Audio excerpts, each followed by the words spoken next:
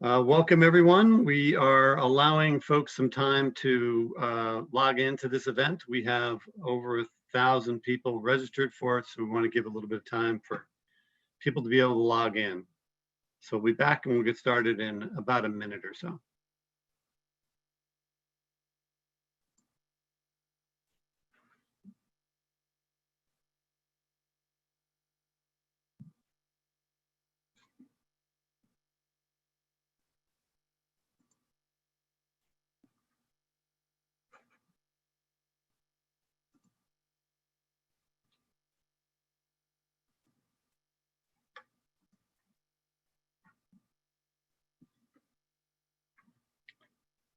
People are still logging into the call, so we're going to give it another 30 seconds before we get started.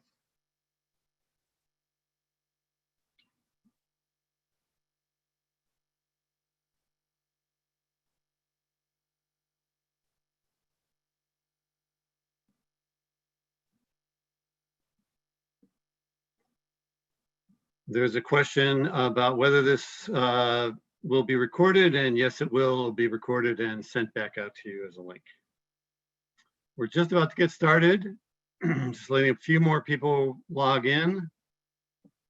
Close to 500 people have already joined us.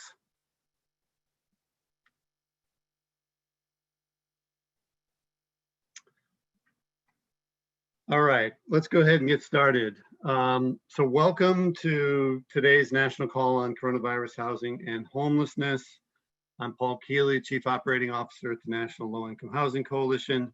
The big news this week, of course, is that the American Rescue Plan Act passed the Senate on Saturday with nearly $50 billion in housing and homelessness resources, including over $27 billion in rental housing assistance and $5 billion in homelessness response resources. It now goes to the House for final passage, hopefully tomorrow. And our VP for Public Policy, Sarah Sadian, will talk a little bit more about what's in it and any changes that have occurred towards the end of this call. Before we jump in, I just wanted to share that NLIHC will be issuing a report tomorrow with our partners at the NYU Furman Center and the University of Pennsylvania Housing Initiative at Penn, titled Learning from Emergency Rental Assistance Programs, Lessons from 15 Case Studies.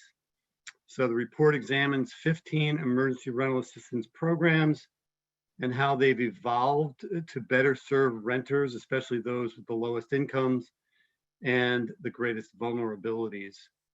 We shared last week that our three organizations released a brief advancing racial equity in emergency rental assistance programs based on lessons learned from a survey we conducted of 220 emergency rental assistance programs and interviews with program administrators.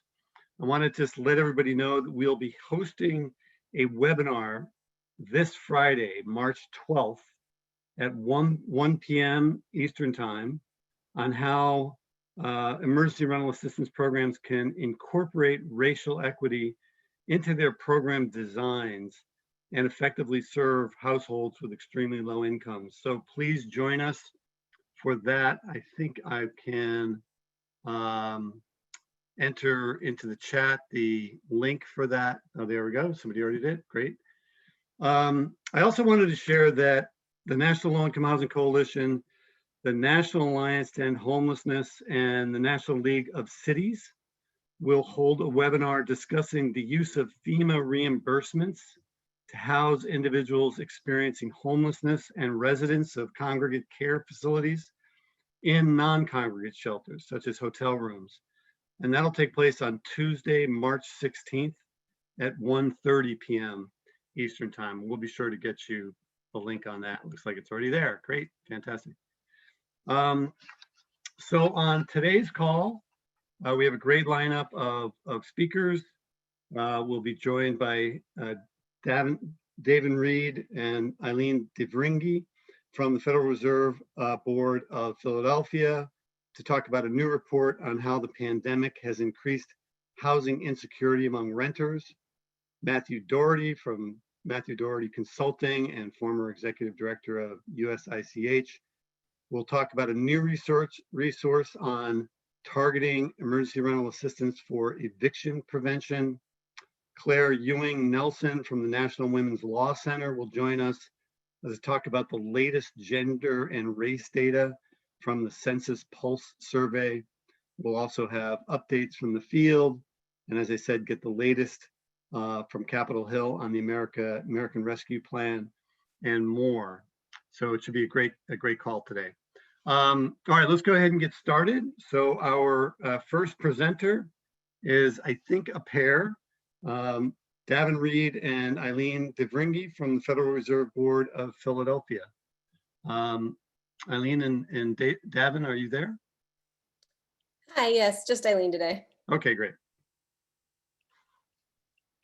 All right, so I see that I can control the screen.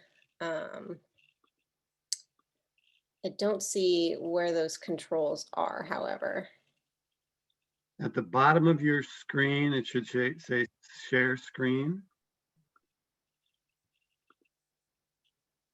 Just jumping in here real quick. If you double click on your screen, you'll be able to just, yeah, there you go. I see, great, thank you. Great, thank you, National Low Income Housing Coalition, for this opportunity to share. I'm always very impressed by the turnout on these calls, so thank you all for joining. So today I'm going to talk about a recently released research brief that my colleagues and I at the Federal Reserve Bank of Philadelphia produced based on a recent survey of renters, covering some topics that we think add to the conversation around the kind of pressing challenges for renters right now. So before I dive in, I'm just going to give a very brief background on the survey. There's an ongoing survey that our bank does looking at household financial conditions kind of since the onset of the pandemic. And we were able to include some additional survey questions kind of focused towards renters in the first couple weeks of January. So in the wave of the survey that was fielded in the first couple weeks of January. Our final sample ended up with a little over 900 respondents. And we made sure to adjust in our analysis to ensure that it was representative of the nation, of renters in the nation overall. So with that, I'm just going to get right into the results. Oops. So we asked renters if since the beginning of the pandemic, they had if they had missed any payments or made any partial rent payments. And what we found was that 8% had missed a payment and reported that they currently owed back rent. And another 16% indicated that they had missed or made a partial rent payment, but do not currently owe back rent. And I want to anticipate what I think will be a question for some folks on this call who are following the results of the Census Pulse Survey. The Census Pulse Survey asks a similar question about whether or not households are caught up on rent. And they have, I think in recent weeks, found that around 20% report that they are not caught up on rent. And now obviously 20% is significantly more than 8%. So the way that we have thought about these numbers, keeping in mind that, when you do survey research, one of the challenges is that the way you phrase the question can significantly affect what your responses are. But somebody who perhaps missed a couple months of rent payments, but has some sort of agreement in place with their landlord about making up those missed payments at a later date, may not see themselves as currently owing back rent, even though we might think of them as owing back rent. And so they may, in fact, be captured by this 16% of renters who have missed payments but do not owe back rent. So the important takeaway there is that we see both of those groups as sort of capturing people who are somewhere on a spectrum of housing insecurity. And overall, with those two groups together, we find that 24% of renter households have experienced some level of housing insecurity due to the inability to pay rent since the beginning of the pandemic. So to some extent, we're able to break this out by demographic characteristics of renters. So we have these breakouts by income and racial and ethnic group. One of the most striking things we see when we break things out this way is that Hispanic and Latino and Black renters are disproportionately likely to have missed a rent payment at some point during the pandemic. Now, this is consistent with sort of the mountains of evidence we have at this point about how the pandemic has significantly and disproportionately affected Hispanic or Latino and Black workers. And we also know it's consistent with sort of what we know about disparities in housing insecurity prior to the pandemic. And unfortunately, we weren't able to do any additional breakouts by race and ethnicity for other groups just due to sample size constraints. For renters who reported that they had missed or made a partial rent payment, we asked them sort of how they had navigated that with their landlord. And we found that a little under a third indicated that they had a signed agreement with their landlord to pay that amount at a later date. A little over half had an informal agreement with their landlord to pay at a later date. And then just over a sixth indicated that they had no agreement with their landlord about the missing payments. And this is an important data point, I think, to highlight for folks who are working in kind of the legal aid space for tenants, since there's very different kind of levels of protection in these different categories. We also asked respondents to what extent they were worried about eviction, and if they were worried about eviction, had they been warned about it by their landlord. And we found that a little under a quarter of renters reported that they were worried about eviction, and about 4% indicated that their landlord had already warned them about eviction. We also broke this out by race and ethnicity and income. However, due to sample size constraints, we aren't able to kind of definitively say that there are statistically significant differences between groups here. We were also really interested in the extent to which renters were able to access a lot of the emergency rental assistance programs that had been kind of stood up in response to the pandemic. And what we found was that about 89% of renters had not applied for any of the emergency rental assistance programs. And of those 89%, about 22% said they didn't apply because they didn't know how to. And another 10% said that they didn't believe that there were any local programs. Which points to sort of a pretty significant sort of information and outreach and support gap for accessing these programs. So for the 11% of respondents who did apply for rental assistance, we see sort of different outcomes, right? So about 3.5% of renters overall received any rental assistance from these programs. At the time of the survey, another 5% were waiting to hear back, and 2.5% had been denied. And so this speaks to really a small fraction of renters have been able to access at least kind of the first generation of the emergency rental assistance programs that have been made available so far. And then lastly, we were really interested in how renters have been able to afford monthly rent payments in light of just all of the income disruptions associated with the pandemic. And unsurprisingly, we find that many rely on the stimulus payments, unsurprisingly, because these are what most households received during the time. We also see things that you would expect, like cutting discretionary spending. But more concerningly, we do see a high percentage of renters reporting that they were cutting essential spending, paying fewer bills, and to a lesser extent, borrowing on credit cards or loans in order to make their rent payments. And these are all things that signal additional housing insecurity. So these households might be totally caught up on rent, but in order to do that, they have made some compromises that might affect their financial well-being and kind of general well-being later down the line. So again, this sort of points to a broader kind of widespread housing precarity for renters during this time period. And that is all I have prepared. I'm happy to take any questions if we have time. Fantastic, Eileen. Thank you so much. There was one question that I was about to ask you, and then you answered it. You did a great job. There was a question about how people who aren't making their rent payments are faring, and what are they doing, i.e. missing other key expenditures, borrowing, from credit card, using credit cards and that kind of thing. And you just answered that question. So thank you very much. There was a question from Meredith Dodson that you also addressed briefly. I don't know if there's anything else you wanted to say about this, but in terms of how would you describe the outcomes in this research as similar or different to what the Census Household Pulse Survey data show? Yeah, so it's a really good question, and it's something that we've been thinking about as well. And again, as I mentioned, one of the major challenges with survey research is the question phrasing really matters, right? And so um, our estimates, sort of, if you compare, if you think of our percent of renters who miss payments and owe back rent as the kind of percent of people who are behind on rent, it looks like a much lower figure than what they find in the Census Pulse Survey. However, we also have this category of missed rent payments, and I can go back to that slide. Or perhaps I can't. But we also have this category of missed rent payments, but don't currently owe back rent. That I think is capturing a lot of people who are probably in these kinds of agreements where, they'll be able to pay off the outstanding amounts sort of over time, or potentially, they might have an agreement to pay it in a lump sum at a later date.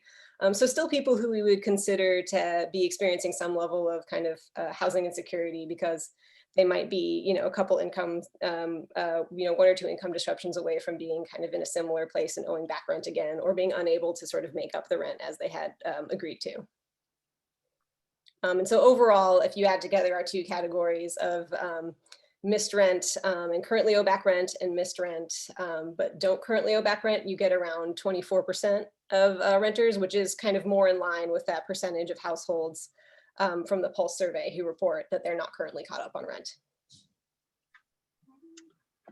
Great. There's a question here. I don't know that we have the answer to this, but I'll ask it to you and see if you do. Of the 22% who say they do not know how to apply for emergency rental assistance, is there any breakdown at all about who these people are? For example, are they mostly older individuals, that kind of thing?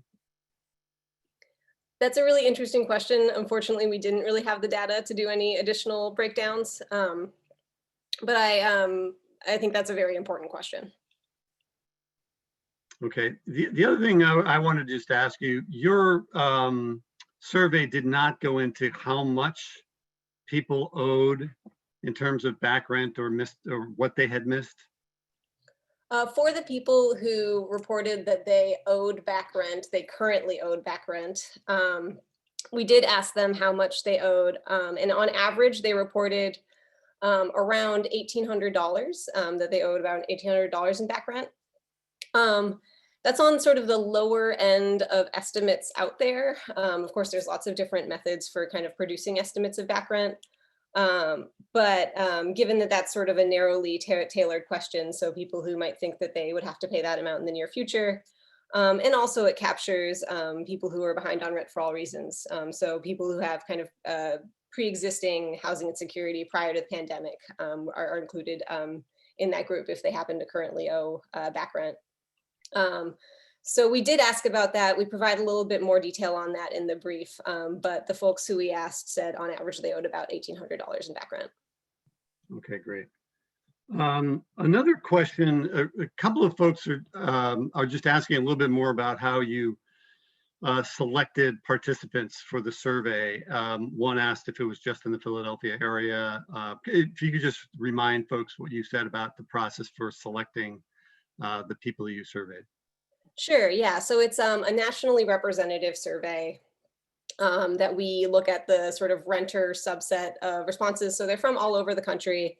And then as you typically do with survey data, just to make sure that it's representative of renters, we adjusted in our analysis to make sure that we were matching the national distribution by race and income. Okay. Let me see if there are other questions. There was one that popped into my head, but I'm forgetting it now. Oh, was your question inclusive of all housing costs? In other words, not just rent, but also utilities? The way it was phrased, it was specific to rent. Okay, great. Let's see. Do you have any intentions of updating this data and doing a follow-up kind of thing once emergency rental assistance from the Treasury gets going, gets out there, and just to see how things are changing? So as of right now, this was sort of a one-time addition to the ongoing survey that our bank does. It's something we could revisit in the future potentially, but right now we don't have plans to. Okay. All right, very good. I think there are a couple of other questions in there. If you have a moment to stay with us and just kind of take a look at both the chat and to the Q&A box. And if there are some that you feel like you can respond to, that would be great. But we really, really appreciate you coming and sharing the results of this report, Eileen. And we hope to have you back. Thanks. All right, thanks a million.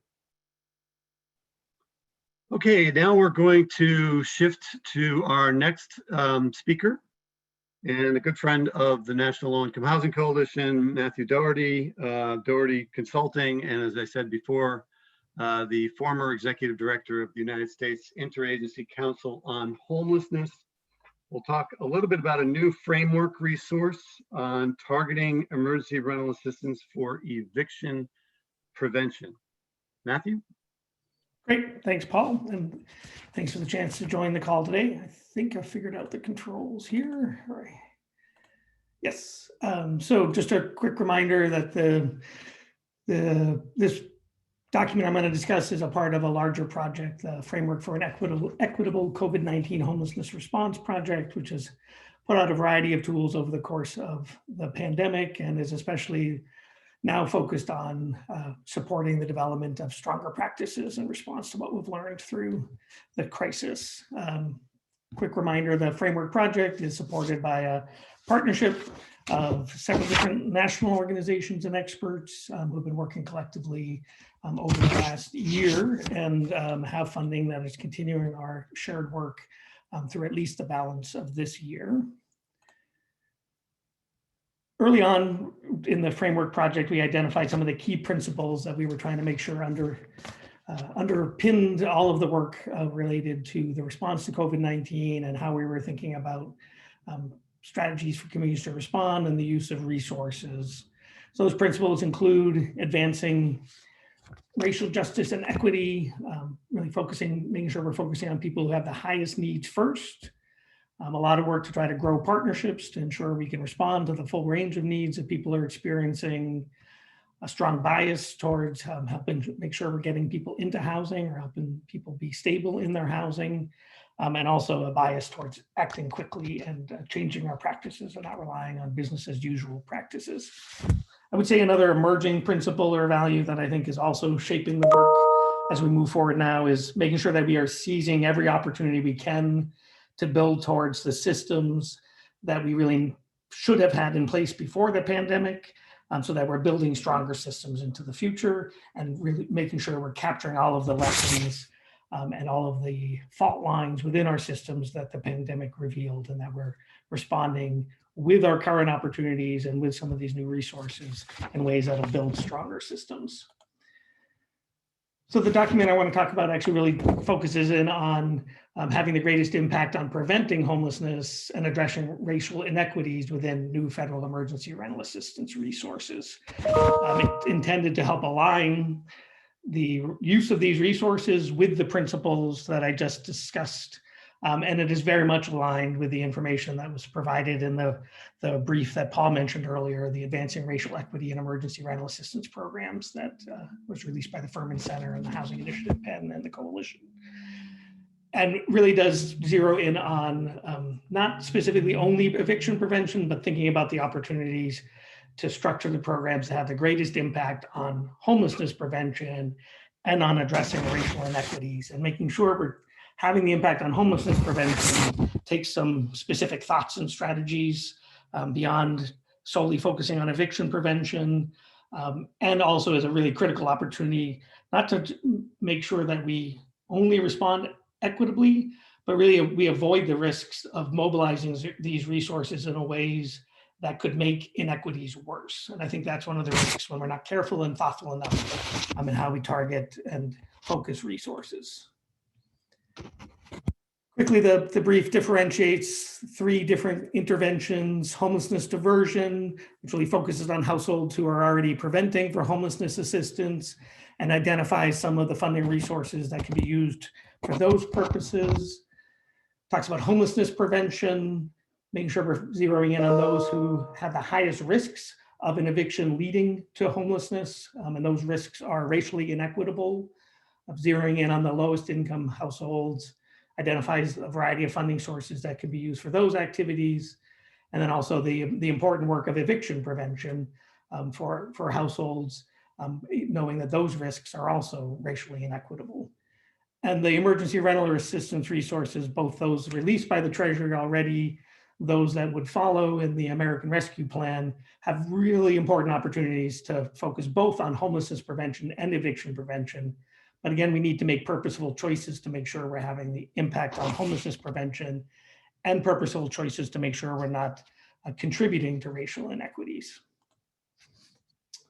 So the brief quickly provides guidance on how to target neighborhoods experiencing the greatest impacts and risks, make sure that the outreach efforts and the resources are reaching the neighborhoods and communities who have had the greatest impacts of the pandemic and have the greatest risks of eviction and entries into homelessness.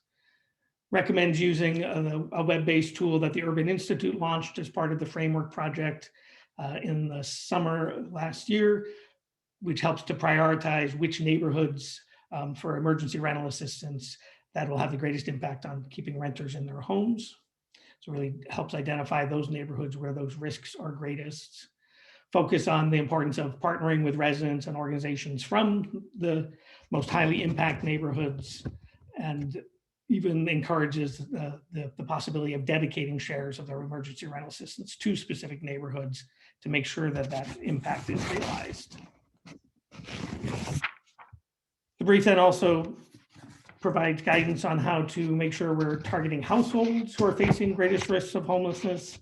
So reaching into the neighborhoods, but also reaching those households within those neighborhoods, and especially recognizing that those risks are starkly racially inequitable.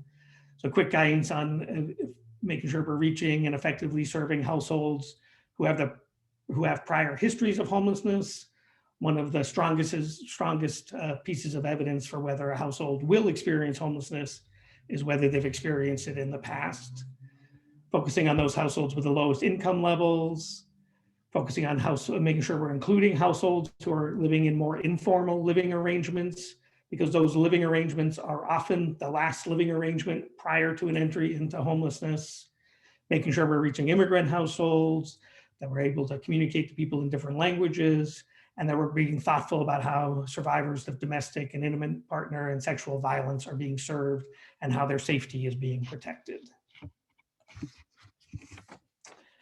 And then finally, the document also includes a variety of program design and practice tips to make sure we're achieving those targeting priorities, that we're keeping program design as simple and flexible and accessible as possible, and that together these strategies are supporting progress towards racial equity and justice. And again, I just really want to highlight that when we're not careful about ensuring that we're supporting progress towards racial equity, we can actually be making inequities worse. Provides guidance on the regular assessment of data to make sure that the initial design is reaching and supporting the intended target and priorities, and making adjustments on the fly as needed. And then provides links to a variety of other resources that can provide more detailed operational guidance around the implementation of emergency rental assistance, including some of the tools that Paul mentioned earlier. And then finally, just a quick plug that the Housing Equity Framework website, housingequityframework.org, has a pretty steady supply of tools and resources that have been released over the last year.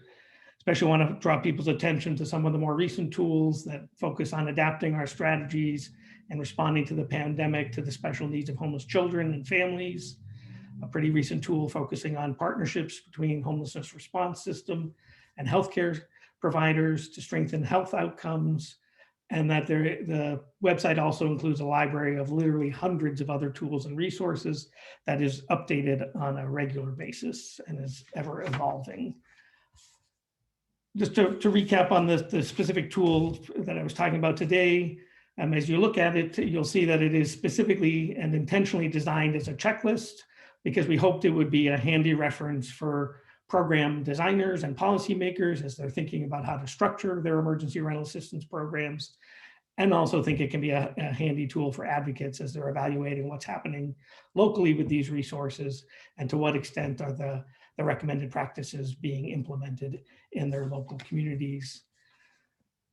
The timing of a lot of the decisions around the first round of funding that Treasury released does feel like a lot of decisions have been made, but hopefully communities are keeping their program design flexible so adjustments could be made over time. And then the next round of resources in the American Rescue Plan would be another really important opportunity to make sure we're thinking as thoughtfully as we can about how to implement these resources. I'm so happy to answer a few questions if there's time, and thank you very much. Thanks so much, Matthew. This is invaluable. Really outstanding work and a great tool. The framework that you laid out is just so important and so useful. As you point out, now is the time, if not before now. It's really critical that programs really think through how they're addressing the needs of, first of all, people experiencing homeless, but also those at the highest risk of homelessness, how they're thinking about racial equity and so forth. So thank you so much for that. There was a question here about, is there a link to the racial equity analysis used at the Furman Center with respect to staff, internship, fellowships, recruitment, et cetera? And data on peer support, utilization of people with lived experiences. In order to study racial equity, it must start internally first. I'm not familiar with that. I don't know if you are. I am not. I don't know exactly what's being asked about. Okay, all right. Are there any considerations to support precariously housed survivors after a disaster, or include a tool to support the local community? So that's a great question. So I think part of the intention of the entire framework project has been to try to document the strongest practices that needed to be implemented in response to the COVID-19 pandemic specifically, and to continue to update that as lessons were learned over the course of the pandemic. But we were doing that with the intention of making sure we were ending this crisis with a much stronger understanding of what should be in place in case similar crises or other kinds of disasters occur in the future. So I think the framework actually does provide a pretty handy way of thinking through all of the elements of response to any disaster.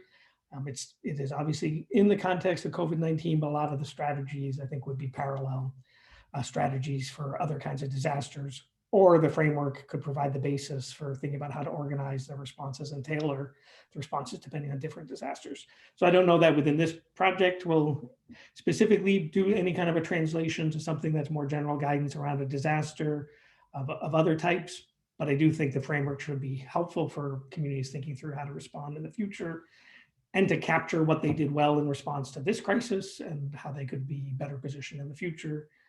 And then within the library of resources on the framework website, there are a variety of tools included there that are more general around disaster preparedness and response. Matthew, there's a question here from Kate Little asking, do most/many localities have the data that they need to target high-risk households as you described?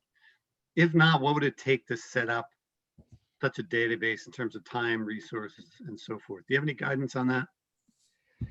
So I think many communities don't have easy access to the data that allows for the targeting ahead of time, but I think there's two key strategies. One would be to use the tool that I mentioned that the Urban Institute created, which helps identify those neighborhoods who are likely experiencing the greatest impacts of the pandemic and the economic fallout.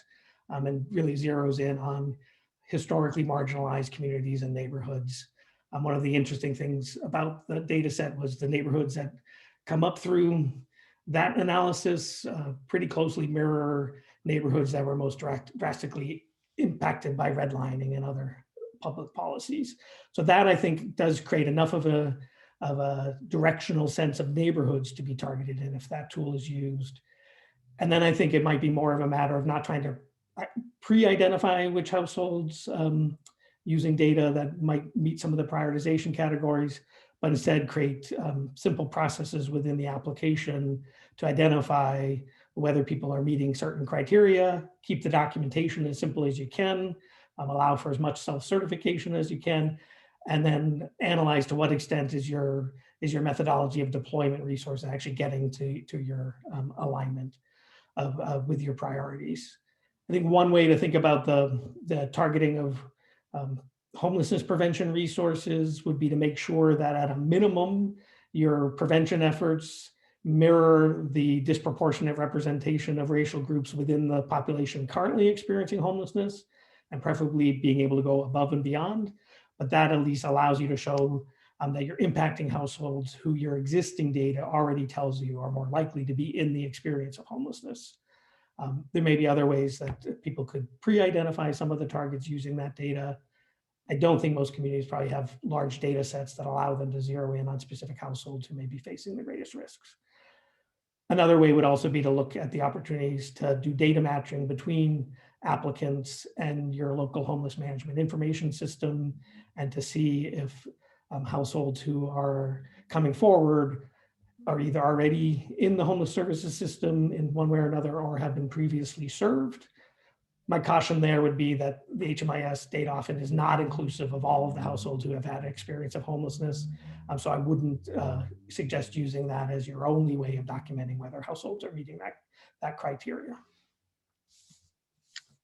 Great. There's another question, and then I'll make a comment. Let me just ask you one more question, which is somebody saying thank you for including persons who are informally housed, doubled, tripled up, and are unlikely to be counted in PIT counts as literally homeless. Any thoughts about the recommended approach for persuading local governments to consider them eligible for rental assistance? That's a great question. So I think being able to highlight that what information does exist, that those are the living situations in which people are most likely to be last living before they enter homelessness. And especially if you have any local data that documents people's prior living situations before accessing your homeless services system, and being able to make the case that in many instances, that is where people are living just before they ask for assistance from the homelessness response system would be a compelling case. I think there's a lot of data that helps document the impacts, especially on children, of unstable housing and moving from situation to situation, and to be able to make the case for intervening to prevent future consequences for children living in households who are in that situation. And I had one other idea that just escaped me while I was providing that one, so I apologize. That's all right. There are, if you have a moment or two to stay on the call, there are a few other comments and questions coming in via the chat if you wanted to respond. And if you think of the last point that you were going to make, you can add that too. I do want to just remind everybody what I said at the beginning of the call, that we're hosting a webinar this Friday on a couple of programs that have really been successful in incorporating racial equity and a very targeted outreach to extremely low income households with their emergency rental assistance programs. It'll feature two programs that have done it, one in Santa Clara County, California, led by Destination Home and Sacred Heart Community Service, and another one in the state of Washington's Eviction Rent Assistance Program. So do want to encourage everybody to join us for that. In terms of the data question that Matthew was talking about, and the excellent Urban Institute tool, Kim Johnson from the National Low Income Housing Coalition put a link to that tool in the chat, so please do check that out. And Matthew, I just really want to thank you again, number one, for this presentation, but number two, for all of your partnership and great work with all of the partners who are working on the framework. Fantastic job, and we really, really appreciate your collaboration. Great, thank you very much. Okay. All right, so we will move on now to our next presenter. And I think we have with us Claire Ewing-Nelson from the National Women's Law Center, who will talk about the latest gender and race data from the Census Pulse Survey. Claire, are you with us? I am, yes. Great. Take it away. And hold on, oh yeah, okay, I think I have control over it now. So thank you so much for having me. I've never been on this call before, so happy to be here.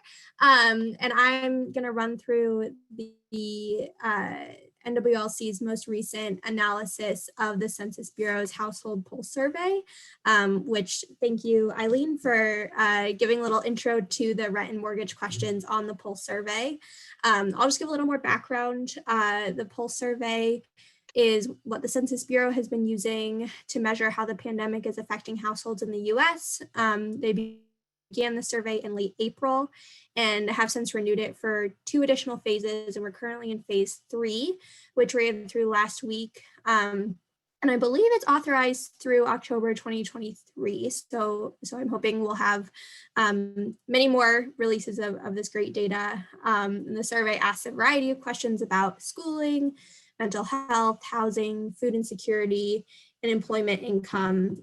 So it's a really, really rich data source to see how people are doing right now.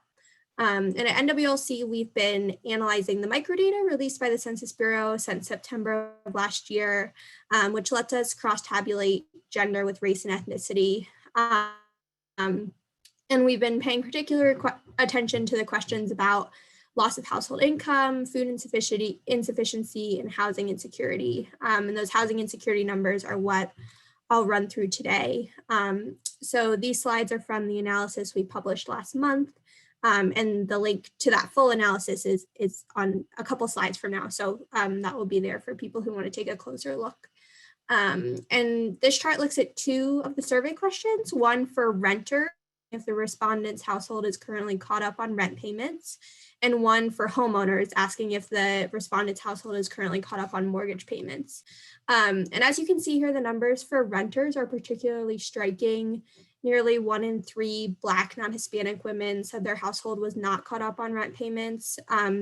Nearly 3 in 10 Latina renters said the same, compared to only about 12% of white non-Hispanic men and women who answered that question.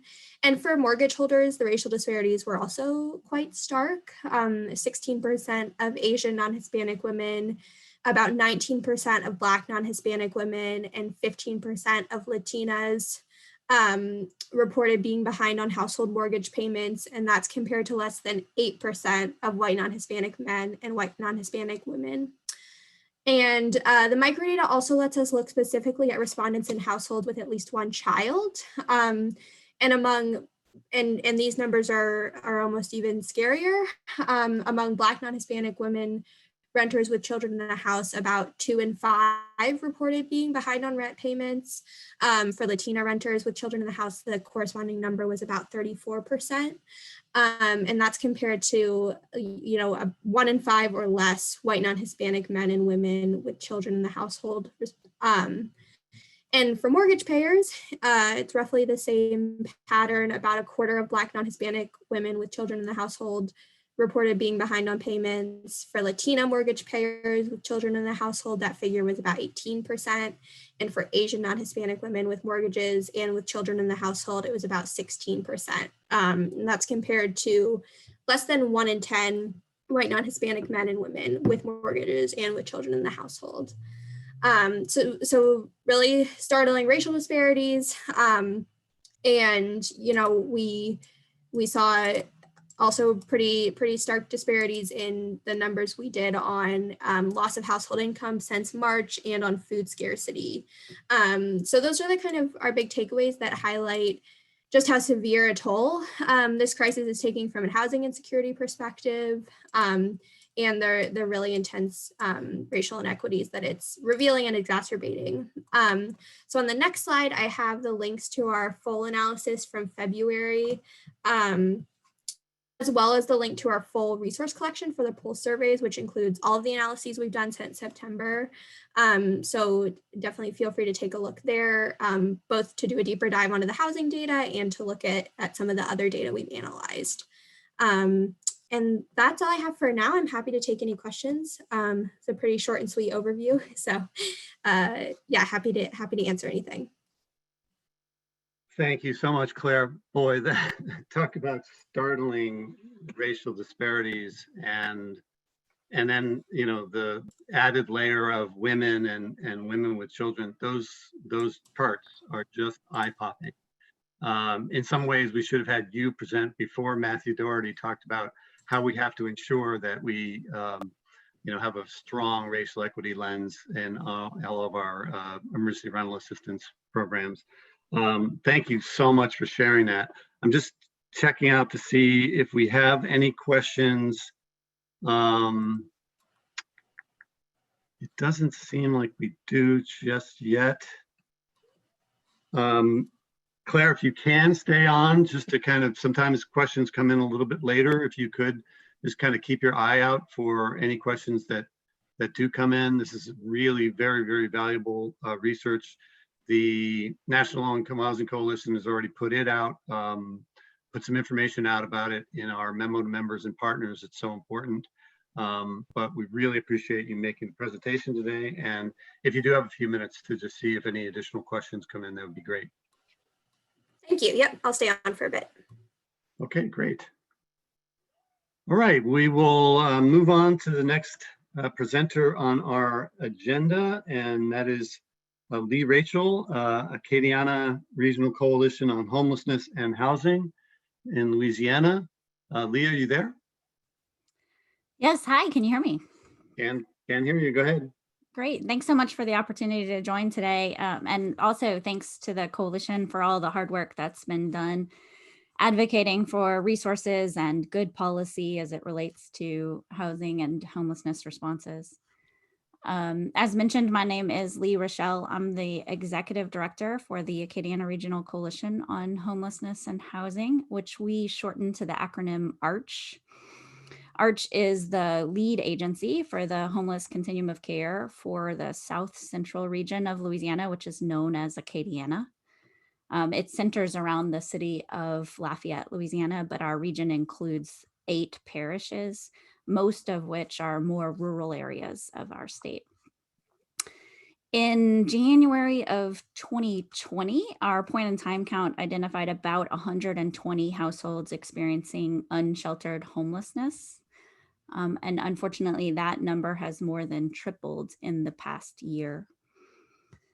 Last year, actually almost exactly a year ago now, as the COVID situation in the US began to become apparent to us, some of us, just like many of my colleagues across the country, began to try to figure out how we might assist the unsheltered population with becoming sheltered. And at some point in late March, we knew that government funding was coming, but it wasn't exactly clear when or how.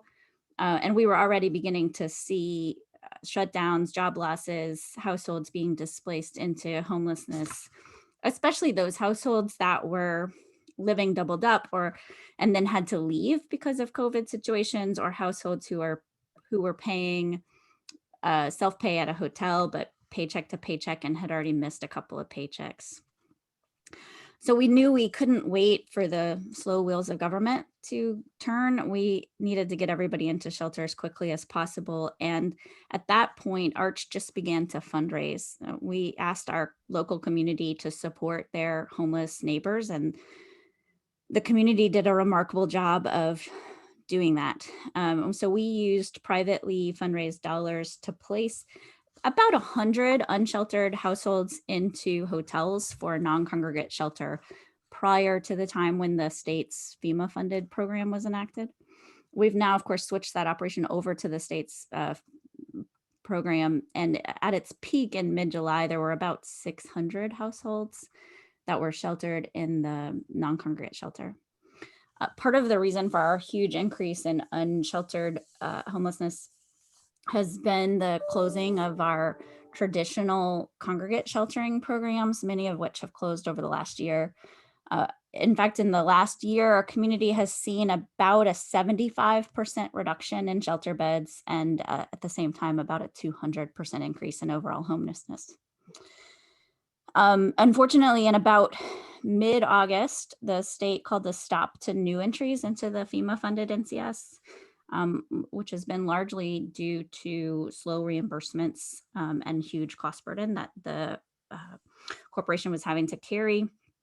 And so we've been diligently working to rapidly rehouse those households that were sheltered in the NCS program.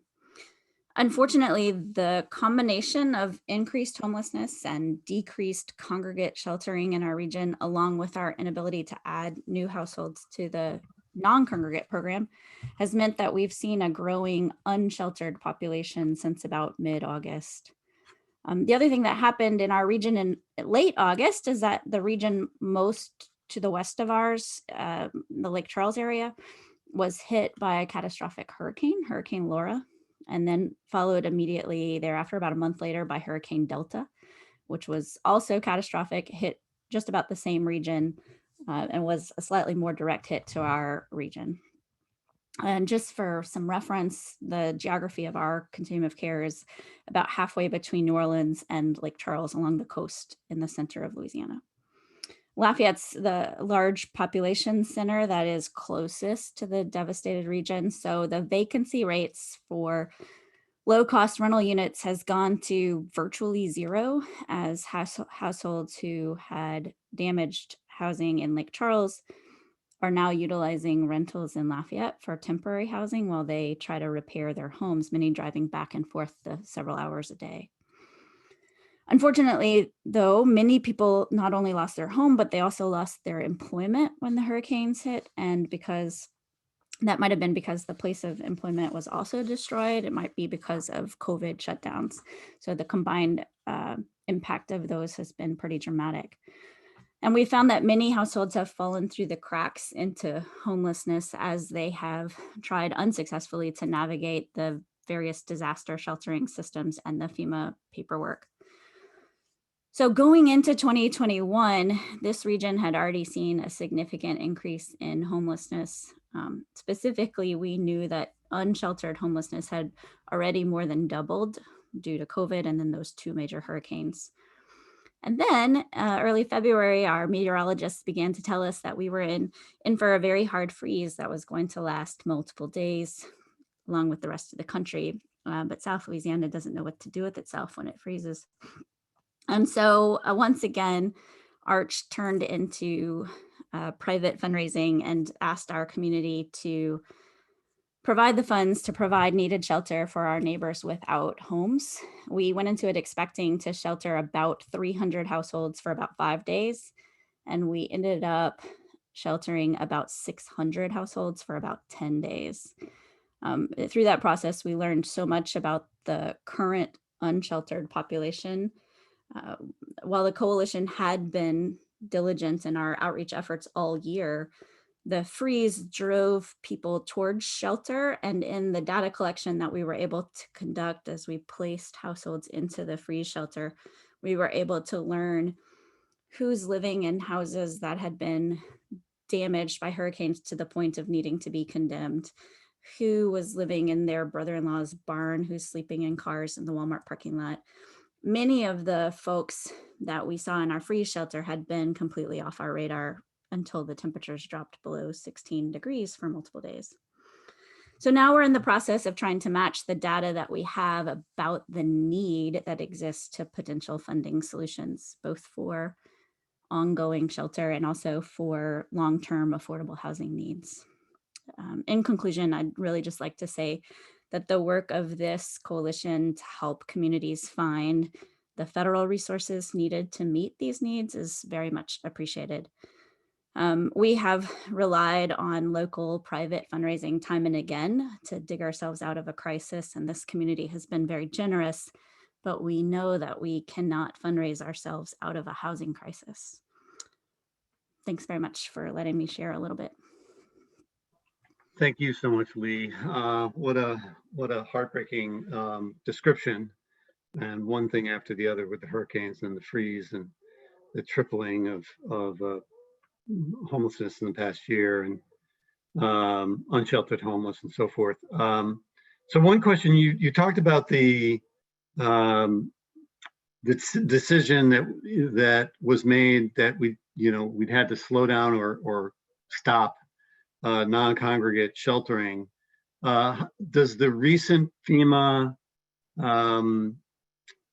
decision to cover 100% of non-congregate shelter and making it retroactive, has that prompted authorities to say, okay, let's gear up again and do much more of this? Not yet. We've asked them to consider it, and I think that they are, but I think that the challenge is it's all still reimbursement, and cash flow is an issue still. Okay. The other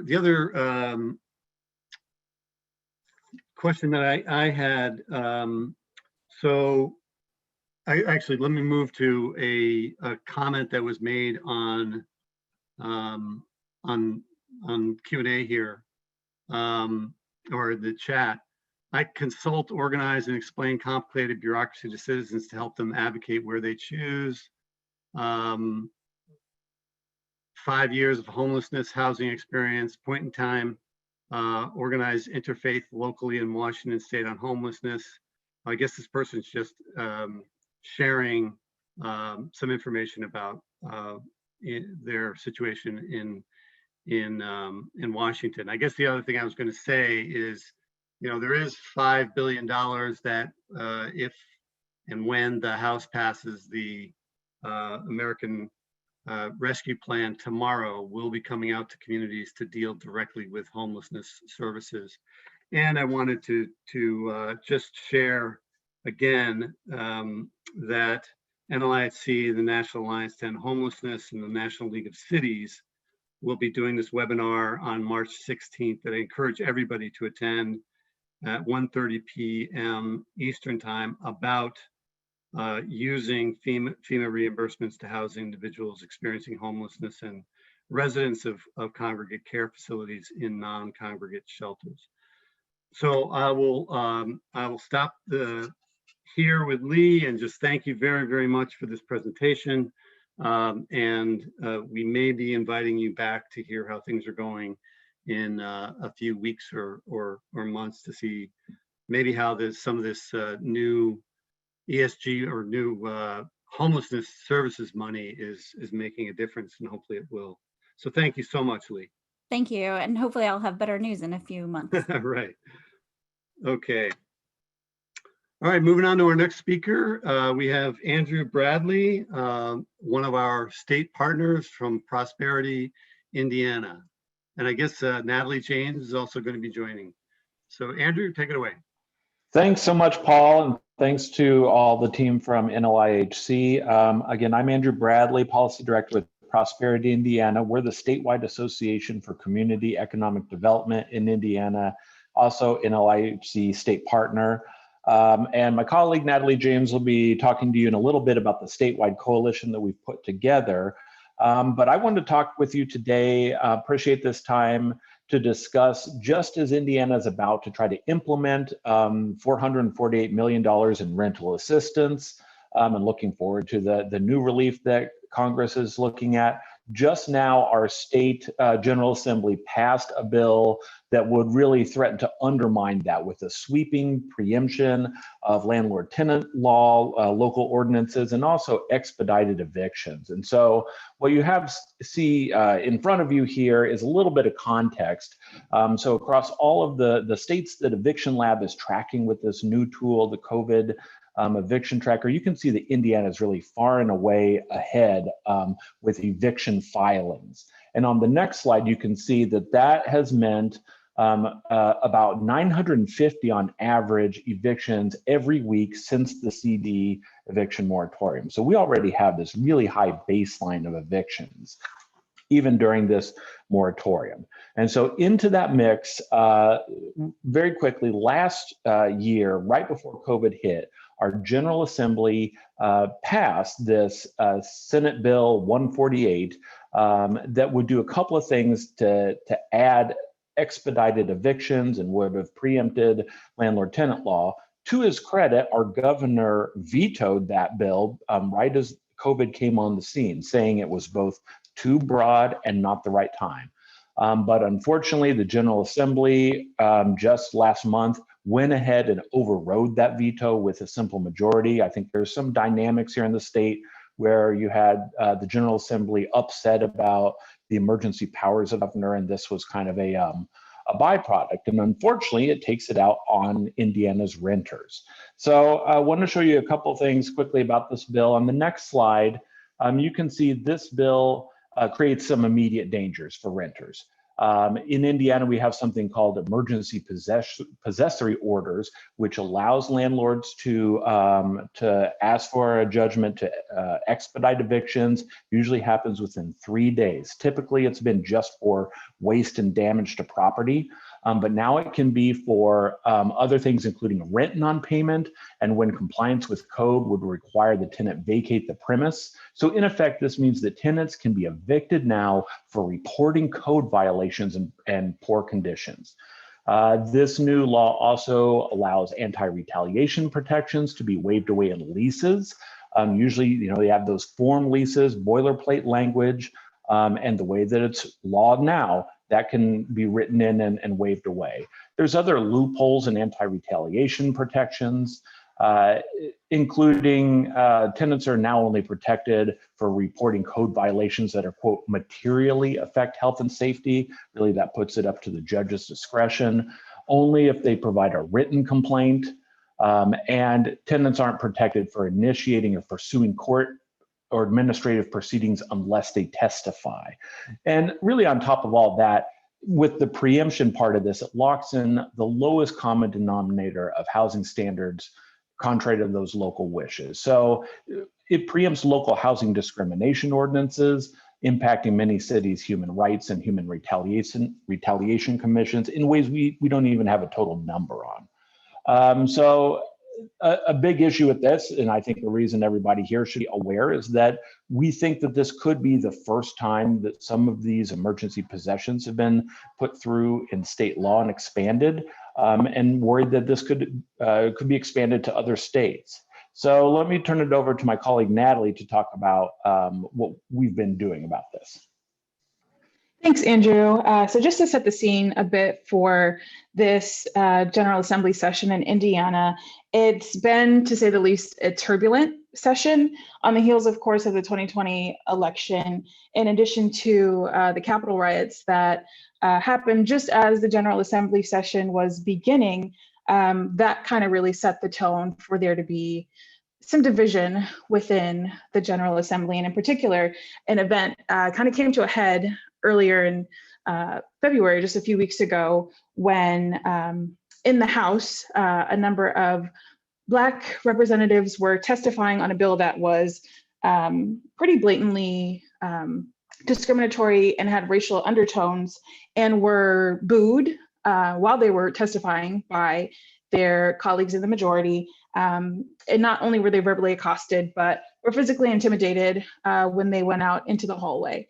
And so that is just some of the kind of things that have been going on in this session, and has really contributed to creating an environment that would allow something like SCA 148 to move forward. And so one of the strategies that Prosperity Indiana and the Hoosier Housing Needs Coalition, which started last April in response to COVID-19, have really done is bringing together examples from renters across the state of the pretty deplorable living conditions that they're living in. And before we go to the next slide, or now that we're here, do want to preface this by saying some of these things are really hard to look at, such as this. This person is living in black mold. And of course, as we know, living in black mold is one, not conducive to a healthy lifestyle, but also during COVID-19, can really hurt your respiratory system and then causes you to have more issues when exposed to COVID-19.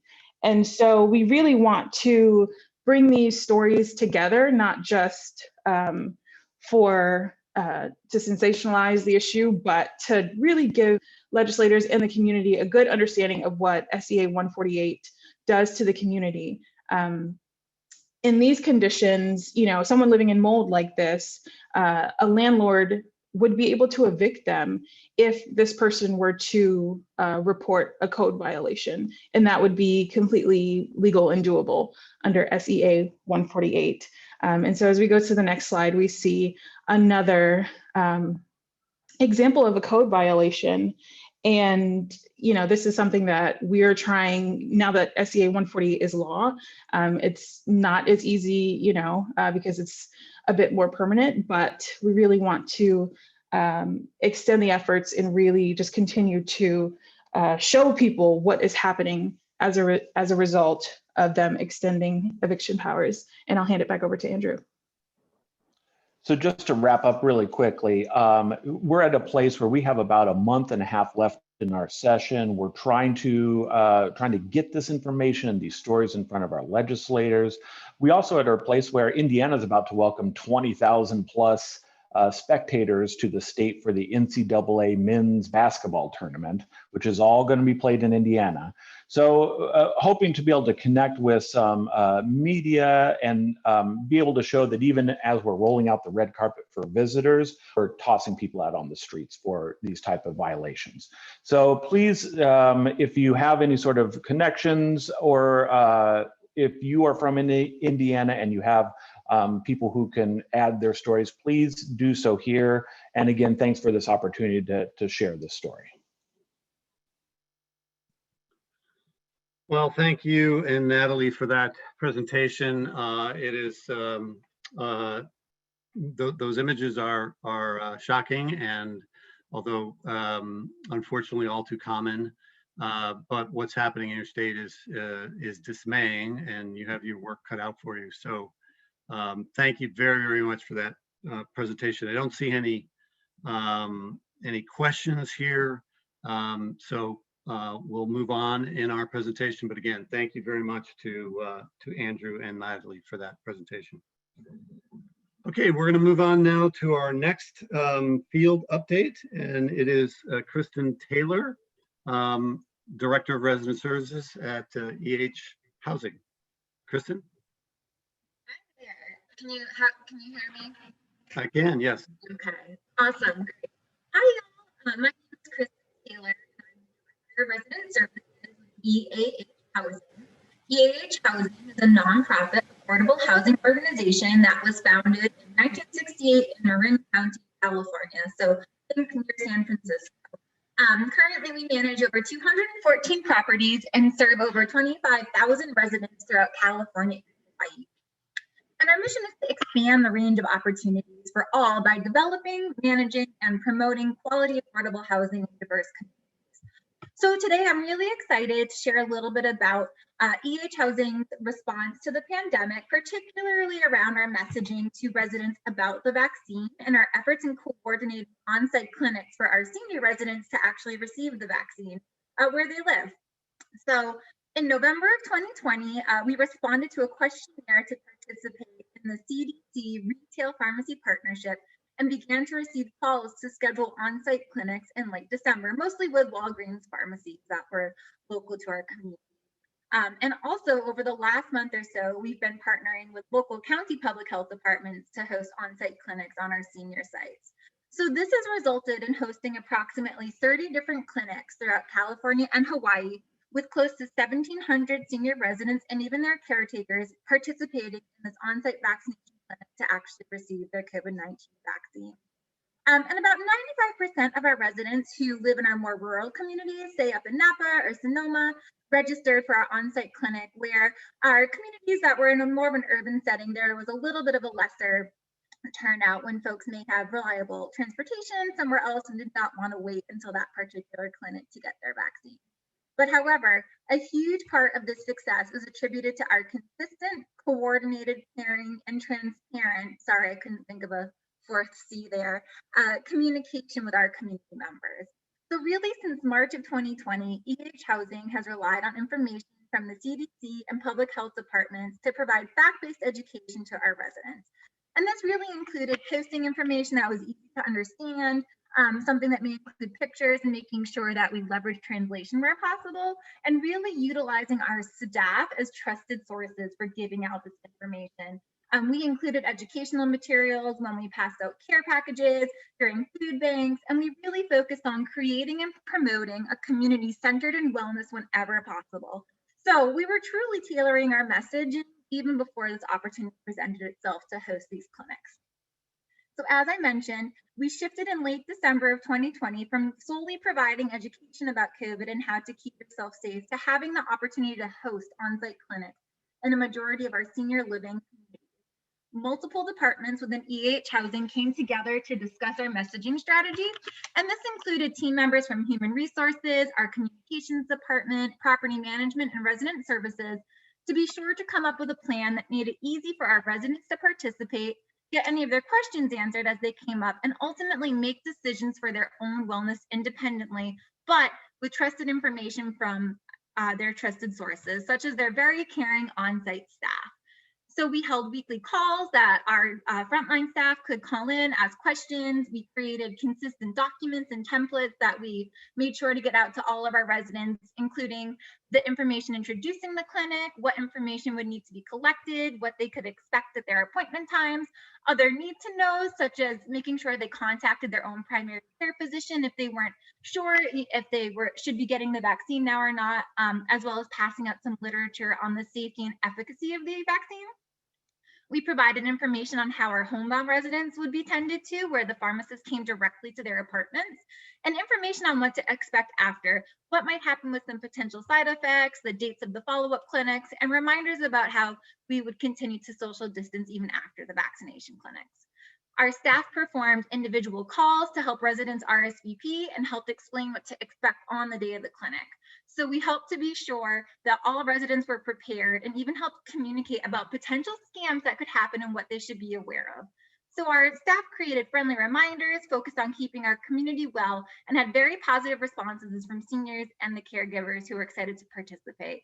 On the day of the clinics, the residents were greeted with friendly faces, from our property managers to our service coordinators and even our maintenance techs. They greeted folks as they came to their appointments. The process was easy, and our residents did not have to wait in a long line or try to make an appointment online somewhere with the healthcare provider. They were able to do this in their very own homes. And our communities are incredibly diverse, and we had staff who was on hand to be able to help chat in languages that our populations actually speak, and to help talk through any of the feelings they may be having around getting the vaccine, and mostly about the relief that they felt after receiving their vaccine. So as the rollout becomes open to some more groups, we hope to continue to be a trusted source in our communities for information sharing, education, and we hope to host more clinics to ensure an equitable access for some of our most vulnerable community members as we work through thriving through this pandemic. And that wraps up sort of my little recap, and thank you for having me.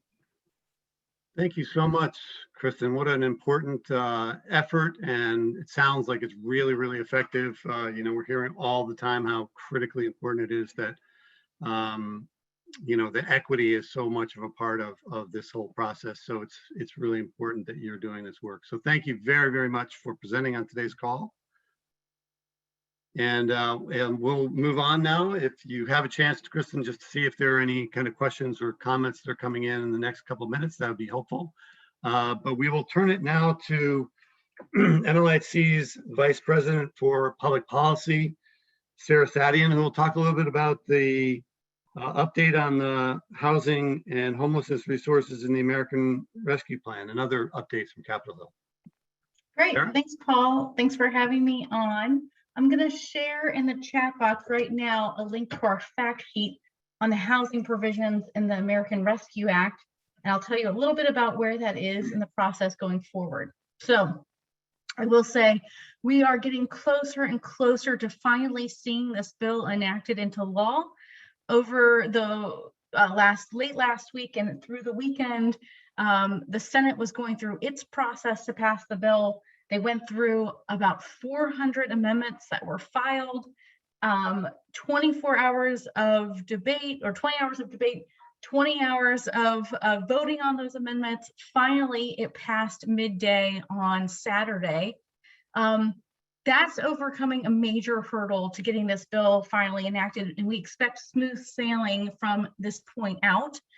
The bill heads back to the House for a vote as soon as tomorrow, and then where it's expected to pass, and very quickly after to be signed by the president to be enacted into law. So I do want to share a little bit more about what specifics are in the bill. And I also wanted to thank all of you guys who have been on this call week in and week out for the last year for all of your advocacy. You know, this bill certainly would not have been possible without all of your efforts, and of course, without the efforts of our congressional champions, Senate Banking Committee Chairman Sherrod Brown, House Financial Services Committee Chairwoman Maxine Waters, Majority Leader Schumer, and Speaker Pelosi. So a little bit about what's in the bill. So again, there is $27.4 billion in rental housing assistance. Most of that goes through the ERA program, about $21.55 billion. This is really notable because this is an increase of about $2 billion more than what passed out of the House previously. Those additional funds were added, and all of the increase goes to high need communities based on a new formula based on the number of very low income, severely cost burdened renters, unemployment trends, and housing costs.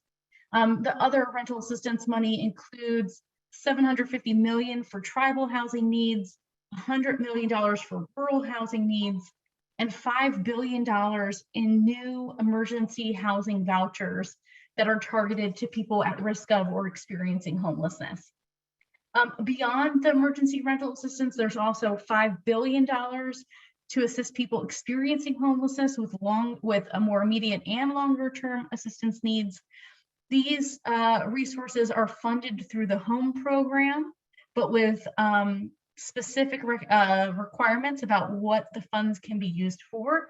What's really notable about these funds is that they can be used for the acquisition, development, or conversion into affordable housing, meaning that these could be funds that could be used by communities to purchase hotels and motels or commercial space or other spaces for people experiencing homelessness and to convert it into long-term housing.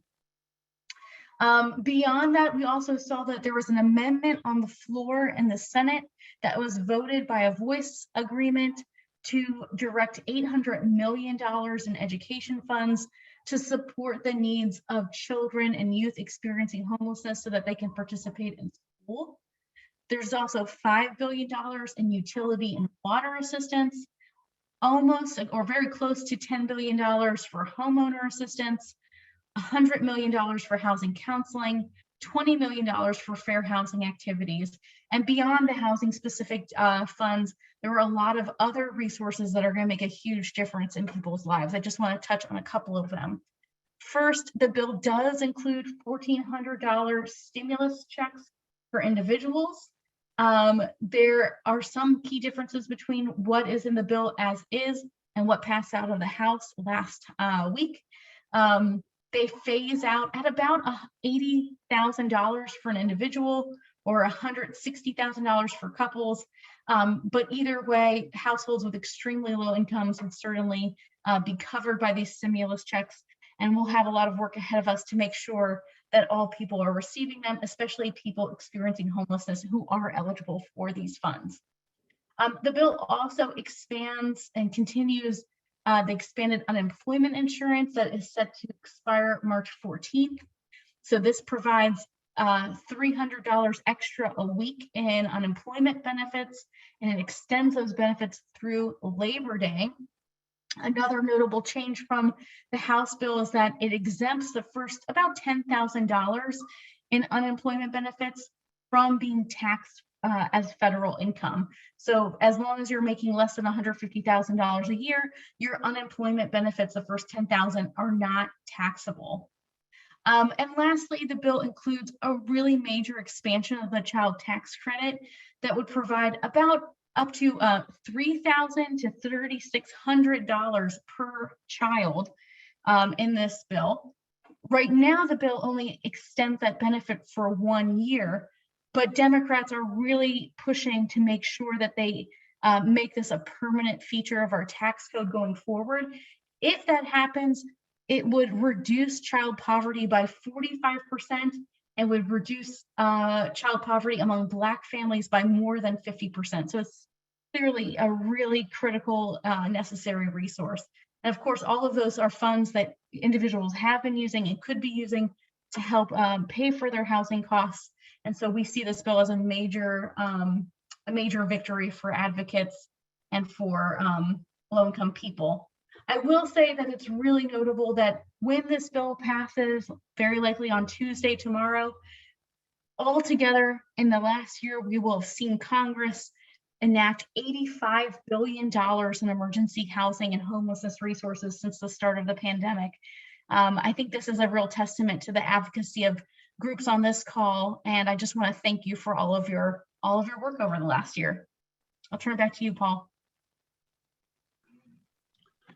Outstanding. Thank you very much. And a huge achievement by all the advocates on this call and our champions in Congress. There was a question here that I was going to address towards the end, but if you want to just mention that the CDC eviction moratorium extension is not in the new bill. Do you want to just give a quick update on the status? Yeah, that's a great question. So as we've talked about before, Democrats used what is called a budget reconciliation process to move this relief bill forward. That's a bill that makes it easier to pass the Senate. So it only requires a simple majority rather than 60 votes. But the trade-off is that you can't have anything other than provisions that have a direct spending impact or tax impact, which meant that the eviction moratorium wasn't eligible to be included in the relief package. That means the burden really falls on the Biden administration to take action before the moratorium expires on March 31st. From our perspective, it's critically important that they act soon to not only extend the moratorium for the length of the pandemic, but to also close the loopholes that landlords have been exploiting to continue to kick people out of their homes during this crisis. So there's a lot of work ahead, but unfortunately we weren't able to get something through legislation, and instead we're looking squarely at the administration to take action. And I was going to share in our next steps section that we want to make sure that all of your organizations have signed on to a letter that's already been signed by over 2,000 organizations and elected officials, urging the Biden administration to extend, improve, and enforce the current CDC eviction moratorium until the end of the pandemic. And we'll put a link to that in the chat. There's a way for you to check to see if your organization's already signed on. If it is not, please do so. Sarah, there's a question here. Does this new legislation change the September 30th deadline for allocating 65% of the first tranche of emergency rental assistance funds? So that's a really great question, and actually points to some drama within Congress. So there is a provision in the bill that extends the deadline to spend the first tranche of emergency rental assistance money from December 2021 to September 2022, so extends it by 9 months or so. What's really interesting is that that actually is a provision that would have violated the rules of budget reconciliation, but Republicans either didn't see it or just didn't raise it as as a objection. So it made it through the bill on the Senate side. So we will see an extension of the deadline for the first tranche of emergency rental assistance funds, which is something that many folks have been urging because of the really short deadline to spend down the funds.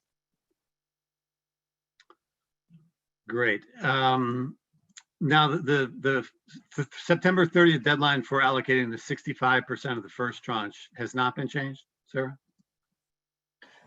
Yeah, so the only deadline that was changed was the final expenditure date, not the preliminary date for recapture and reallocation by Treasury.